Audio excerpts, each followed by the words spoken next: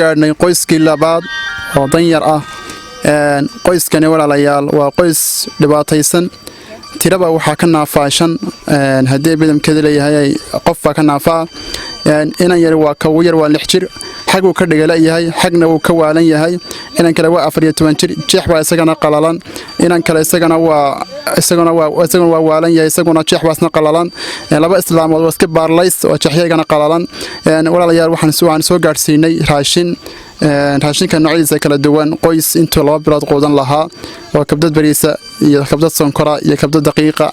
daasad caana daasad sharaaba kartoon timira kartoon baasta iyo 5 lay saliid ah baan soo gaarsiinay waxaan naga xasuusinaa mar walba inay noo soo wakiisheen hablaha aragana fadaka taf baleen geralis oo ay maal galinayso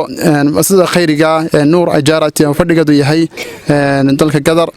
ilaahay subhanahu wa ta'ala khayr iyo xasan bana allah siiyo markaan waxaan ku soo dhaweynayaa insha Allah ta'ala say noo gudoontaan raashinkan dhamayska tiran waxaan ahayn qoys aad u dhibaataysan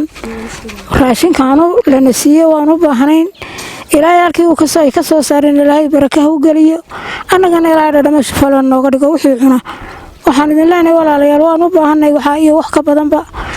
ilmaha yar ee 6 jirka ah waa ilmo waalan oo dhigala labadaynana kale waa ilmo xuriyana oo dhanna ka xanuunsanaya dhanna waxu qalaleen oo dhacaya oo suuxaya oo goor walba suuxaya oo ingegaya walaalayaal aad iyo aad baan ugu baahanahay waxna gacan qabta labada islaamood waa islaamo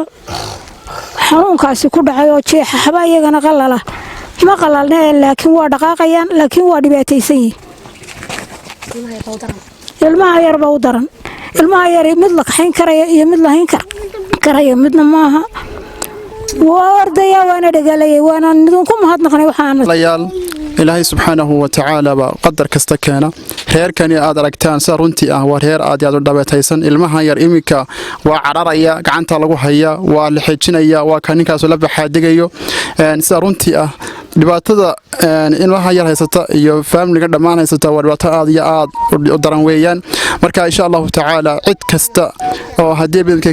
arrinkan ka soo geysatay haday mas'ala tahay iyo hadii hablaha aragana fada tahay waxaan leenahay Ilaahay subhanahu wa ta'ala Allah idin barakeeyo wallahi billahi aad ba arrinkan uga xanuunsanay oo arrin aad iyo aad u culus weeyaan inaan ka yar ba ugu daran